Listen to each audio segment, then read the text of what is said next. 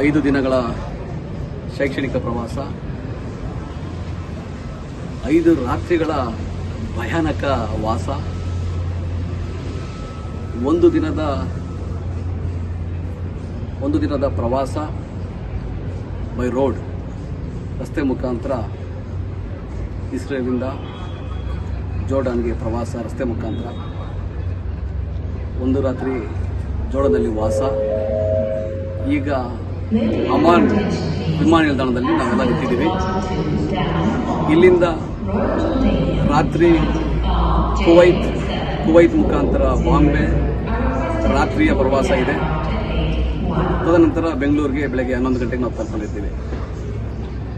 ಈ 5 ದಿನಗಳ ಒಂದು ಅನುಭವ ಇದೆಯಲ್ಲ, ಆ ವಾರದ ಶೈಕ್ಷಣಿಕ ಪ್ರವಾಸದ ಅನುಭವಕ್ಕಿಂತ ಈ ಅನುಭವ ಅತ್ಯಂತ ರೋಮಾಂಚನಕಾರಿಯಾಗಿತ್ತು, ಆತಂಕ ಕೂಡ ಇತ್ತು. ಆದರೆ ಇದು ಎಂತಹ ದೊಡ್ಡ ಸಮಸ್ಯೆಗಳನ್ನು ನಾವು ಪರಿಹರಿಸಿಕೊಳ್ಳಬಹುದು, ಅದನ್ನು ದಾಟಿ ಮುನ್ನಡೆಯಬಹುದು, ಒಂದು ತಂಡವಾಗಿ ಕೆಲಸ ಮಾಡಿದರೆ ಏನು ಬೇಕಾದ್ರೂ ಸಾಧಿಸಬಹುದು ಅನ್ನೋ ಒಂದು ಕತೆ ಈ 5 ದಿನದಲ್ಲಿ ನಾನು ಕಲ್ತ್ಕೊಂಡೆ.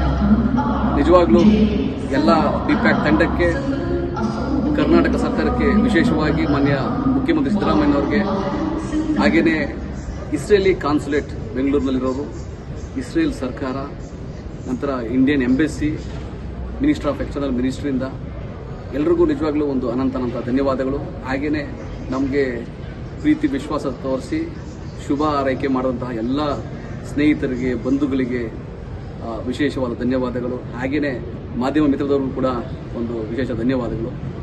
ನಾಳೆ ಬೆಳಗ್ಗೆ 11 ಗಂಟೆಗೆ ಕೆಂಪೇಗೌಡ ವಿಮಾನ ನಿಲ್ದಾಣದಲ್ಲಿ ನಾವು ಲ್ಯಾಂಡ್ ಆಗ್ತಾ ಇದ್ದೀವಿ. 3 ವಿಮಾನಗಳನ್ನು ಬದಲಾಯಿಸಿ ಅಲ್ಲಿ ಬರ್ತಿದ್ದೀವಿ. ನಿಮ್ಮ ಪ್ರೀತಿ ಮತ್ತು ವಿಶ್ವಾಸಕ್ಕೆ ಕೃತಜ್ಞತೆ. 5 ದಿನಗಳ ಶೈಕ್ಷಣಿಕ ಪ್ರವಾಸ, 5 ರಾತ್ರಿಗಳ ಭಯಾನಕ ವಾಸ, ಒಂದು ದಿನದ ಪ್ರವಾಸ ಬೈ ರೋಡ್, ರಸ್ತೆ ಮುಖಾಂತರ ಇಸ್ರೇಲಿಂದ ಜೋರ್ಡಾನ್ಗೆ ಪ್ರವಾಸ ರಸ್ತೆ ಮುಖಾಂತರ, ಒಂದು ರಾತ್ರಿ ಜೋರ್ಡಾನ್ನಲ್ಲಿ ವಾಸ. ಈಗ ಅಮಾನ್ ವಿಮಾನ ನಿಲ್ದಾಣದಲ್ಲಿ ನಾವೆಲ್ಲ ನಿಂತಿದ್ದೀವಿ. ಇಲ್ಲಿಂದ ರಾತ್ರಿ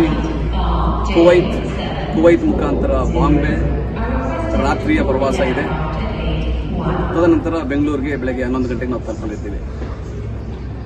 ಈ 5 ದಿನಗಳ ಒಂದು ಅನುಭವ ಇದೆಯಲ್ಲ, ಆ ವಾರದ ಶೈಕ್ಷಣಿಕ ಪ್ರವಾಸದ ಅನುಭವಕ್ಕಿಂತ ಈ ಅನುಭವ ಅತ್ಯಂತ ರೋಮಾಂಚನಕಾರಿಯಾಗಿತ್ತು, ಆತಂಕ ಕೂಡ ಇತ್ತು. ಆದರೆ ಇದು ಎಂತಹ ದೊಡ್ಡ ಸಮಸ್ಯೆಗಳನ್ನು ನಾವು ಪರಿಹರಿಸಿಕೊಳ್ಳಬಹುದು, ಅದನ್ನು ದಾಟಿ ಮುನ್ನಡೆಯಬಹುದು, ಒಂದು ತಂಡವಾಗಿ ಕೆಲಸ ಮಾಡಿದರೆ ಏನು ಬೇಕಾದ್ರೂ ಸಾಧಿಸಬಹುದು ಅನ್ನೋ ಒಂದು ಕತೆ ಈ 5 ದಿನದಲ್ಲಿ ನಾನು ಕಲ್ತ್ಕೊಂಡೆ. ನಿಜವಾಗ್ಲೂ ಎಲ್ಲ ಬಿಪ್ಯಾಕ್ ತಂಡಕ್ಕೆ, ಕರ್ನಾಟಕ ಸರ್ಕಾರಕ್ಕೆ, ವಿಶೇಷವಾಗಿ ಮಾನ್ಯ ಮುಖ್ಯಮಂತ್ರಿ ಸಿದ್ದರಾಮಯ್ಯನವರಿಗೆ, ಹಾಗೆಯೇ ಇಸ್ರೇಲಿ ಕಾನ್ಸುಲೇಟ್ ಬೆಂಗಳೂರಿನಲ್ಲಿರೋರು, ಇಸ್ರೇಲ್ ಸರ್ಕಾರ, ನಂತರ Indian embassy, minister of external ಮಿನಿಸ್ಟ್ರಿಯಿಂದ ಎಲ್ರಿಗೂ ನಿಜವಾಗ್ಲೂ ಒಂದು ಅನಂತ ಧನ್ಯವಾದಗಳು. ಹಾಗೆಯೇ ನಮಗೆ ಪ್ರೀತಿ ವಿಶ್ವಾಸ ತೋರಿಸಿ ಶುಭ ಹಾರೈಕೆ ಮಾಡುವಂತಹ ಎಲ್ಲ ಸ್ನೇಹಿತರಿಗೆ, ಬಂಧುಗಳಿಗೆ ವಿಶೇಷವಾದ ಧನ್ಯವಾದಗಳು. ಹಾಗೆಯೇ ಮಾಧ್ಯಮ ಮಿತ್ರದವರು ಕೂಡ ಒಂದು ವಿಶೇಷ ಧನ್ಯವಾದಗಳು. ನಾಳೆ ಬೆಳಗ್ಗೆ 11 ಗಂಟೆಗೆ ಕೆಂಪೇಗೌಡ ವಿಮಾನ ನಿಲ್ದಾಣದಲ್ಲಿ ನಾವು ಲ್ಯಾಂಡ್ ಆಗ್ತಾ ಇದ್ದೀವಿ. 3 ವಿಮಾನಗಳನ್ನು ಬದಲಾಯಿಸಿ ಅಲ್ಲಿ ಬರ್ತಿದ್ದೀವಿ. ನಿಮ್ಮ ಪ್ರೀತಿ ಮತ್ತು ವಿಶ್ವಾಸಕ್ಕೆ ಕೃತಜ್ಞತೆ.